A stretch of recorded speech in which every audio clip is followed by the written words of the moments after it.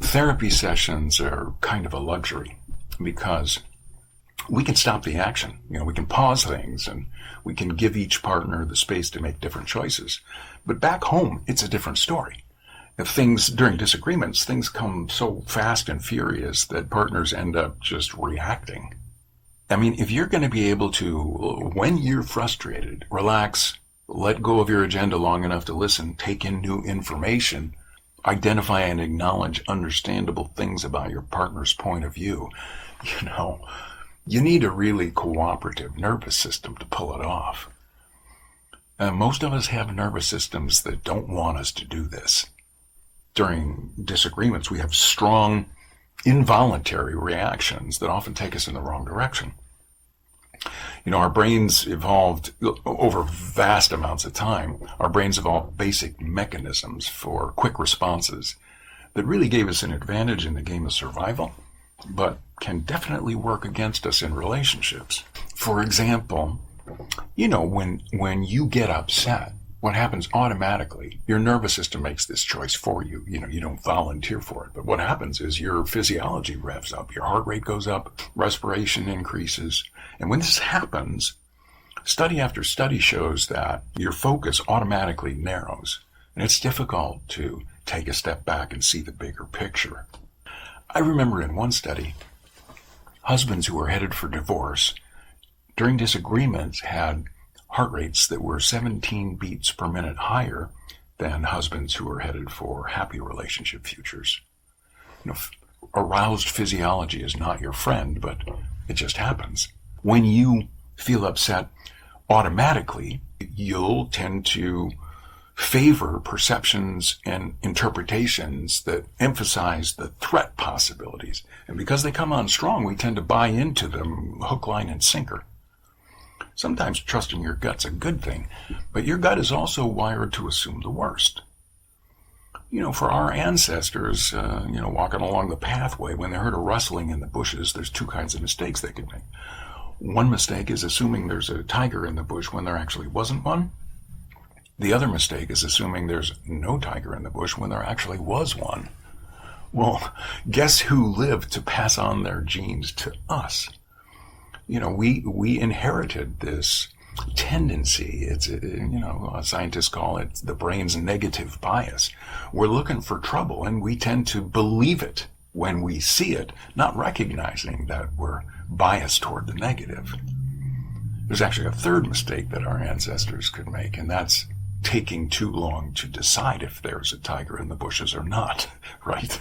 So we have this urge to take immediate action when something doesn't seem right.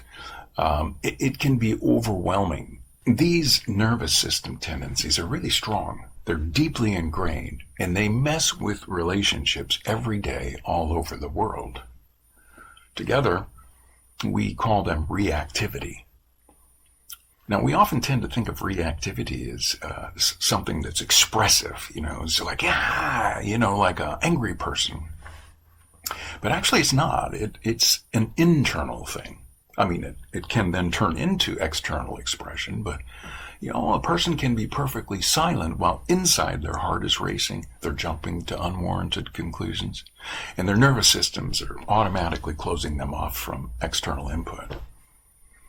Well, regardless of whether you express it or suppress it, if you have strong reactivity, you're at a big disadvantage in your relationship. But what can you do? People often consider reactivity as part of a person's personality or temperament. Can you really change that? Well, most of us have found that we can sometimes, in particular situations, we can suppress it. We can bite our tongue, we can rein ourselves in, we can override our natural inclinations. But we can only do this if we're basically well-rested, well-fed, and having the best day of our lives. The rest of the time, we revert to our instinctive reactions. Let's face it, people who are highly reactive at age 8 are often still highly reactive at age 88. Meanwhile, they've gone through 3 marriages, had a lifetime of difficult family relationships, and limited success in the workplace because they're so defensive. so sensitive to criticism, or so lightning fast with the tongue, or so sure that they're right and others are wrong? Well, once you demonstrate a pattern of high reactivity, is it really possible to change? Well, the answer is yes. There's actually a ton of evidence showing with the right kind of practice, the instinctive tendencies of the nervous system can absolutely be changed. And we know the conditions that are needed for this to happen. These conditions all take advantage of Hebb's law. You probably have heard the short version. Neurons that fire together wire together. Basically what that means is if you pair two formerly unassociated brain processes together over and over again, pretty soon they start grafting together so that the activation of one automatically activates the other. Probably the most famous example of this is Pavlovian conditioning. The Russian physiologist Ivan Pavlov did an experiment where he presented food to dogs and measured how much they salivate. Salivation is a natural reaction to the presentation of food, but he did something different. Every time he presented the food, he sounded a tone, and he did this over and over and over and over and over again. Well, the tone grafted together with the presentation of the food in the German Shepherd dog's brain. So pretty soon all he had to do was sound the tone, no food in sight, and the dogs are salivating, right? If you want to learn something so well that it becomes part of your muscle memory, it happens automatically, you need to pair this new thing with something that already happens naturally. And if you do this often enough, pretty soon the new thing will happen automatically when the old thing happens.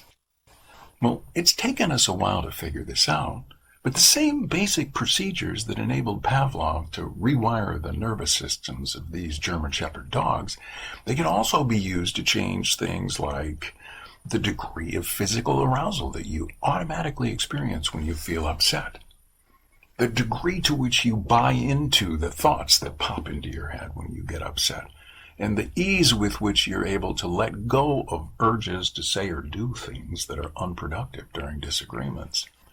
You know, it's likely that you already have experience learning things that don't come natural and learning them so well that they become instinctive or automatic.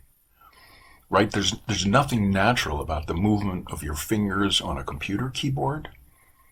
And remember in the beginning how you had to consciously move your index finger to type the T, and you had to move your middle finger to type the E, and so on.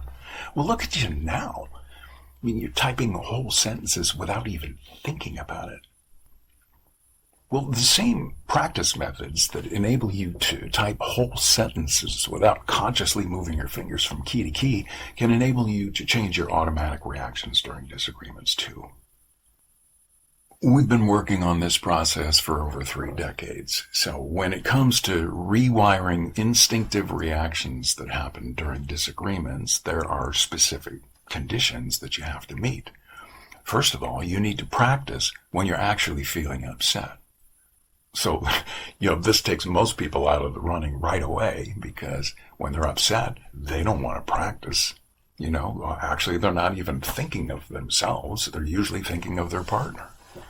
Second, you need to know exactly what to practice. Third, you need to practice just a few things at a time. You can't practice too many.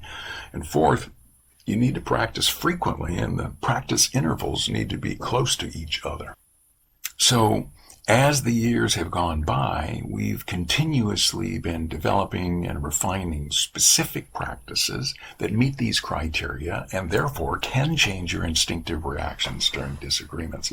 And I'm not talking about like biting your tongue or overriding unproductive tendencies or reining yourself in, swimming upstream against the current of your natural tendencies. I'm actually talking about changing the strength and direction of the current so you don't have to keep swimming upstream.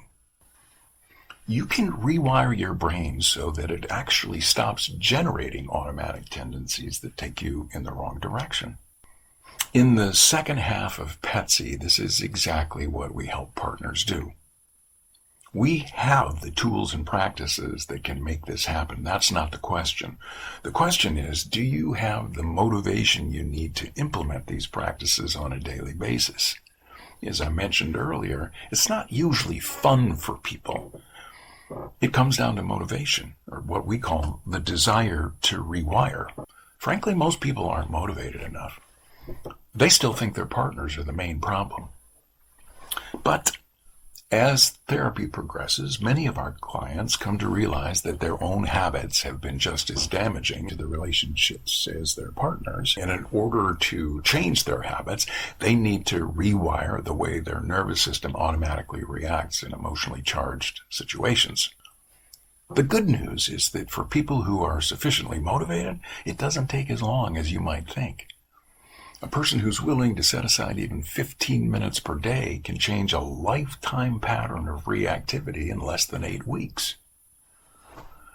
Well, 15 minutes a day in the larger scheme of things, that's a relatively small investment for so much benefit. Lower reactivity can change a person's whole life. After just a few weeks of doing these practices, our clients report that their relationships start feeling like so much less work because they're not constantly swimming upstream against the current. They're actually developing new tendencies that take them in the right direction. But we're not done yet. Everything I've been describing so far is just setting the stage for the main event. It's just clearing away the obstacles.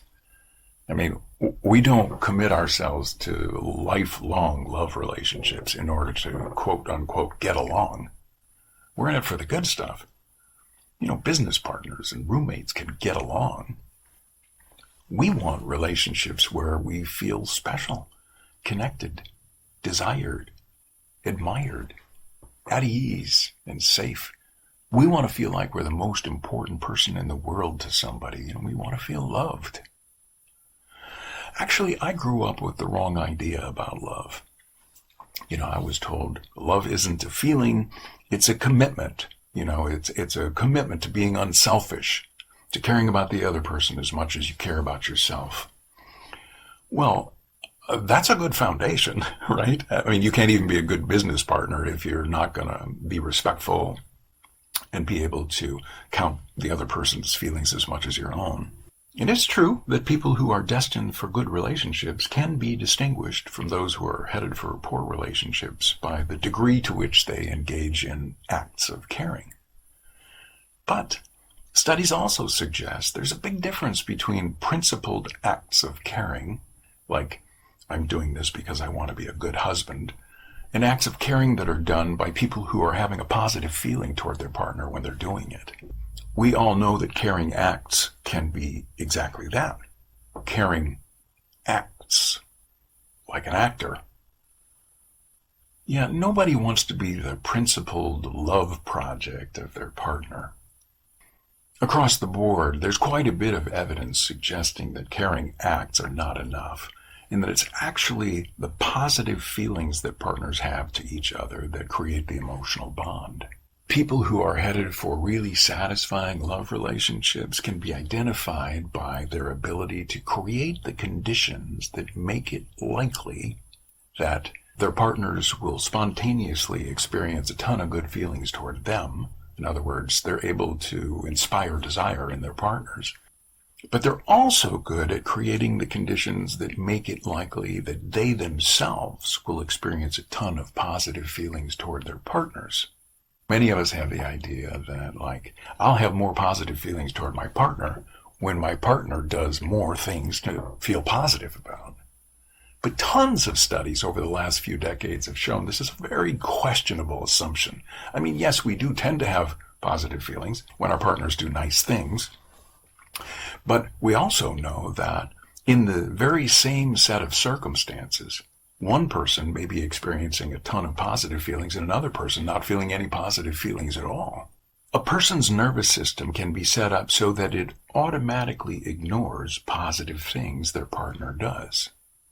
Or a person's nervous system can be set up so that when both positive and negative things happen, they automatically pay exclusive attention to the negative things. A lot of it depends on your instrumentation, your internal equipment, the way your nervous system is wired. Your nervous system is set up to make automatic choices about what you pay attention to and how much you're able to relax and register good feelings and actually feel them.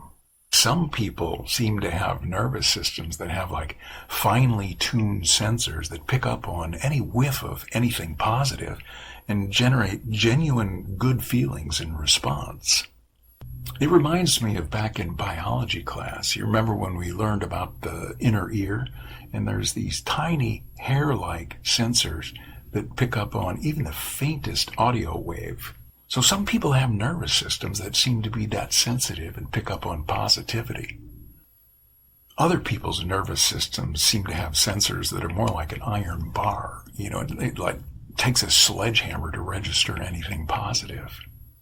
Well, it's a tremendous advantage to have a nervous system that automatically pays attention to positive things and generates good feelings in response. So the question is, how do you prime your nervous system so that it automatically pays attention to positive things, so that it easily generates positive feelings? Well, through trial and error over the past 3 decades, we've come to know exactly how to do this. We get partners doing specific exercises and daily practices that allow partners to get better at inspiring desire in their mates and inspiring desire in themselves. These exercises change their habits of attention and perception. They change the degree to which people can relax and recognize and enjoy the unique and beautiful things about their partners and the good things their partners do. The result is that partners leave therapy not just better able to get along, but feeling really connected, desired, admired, nurtured, and protected by each other.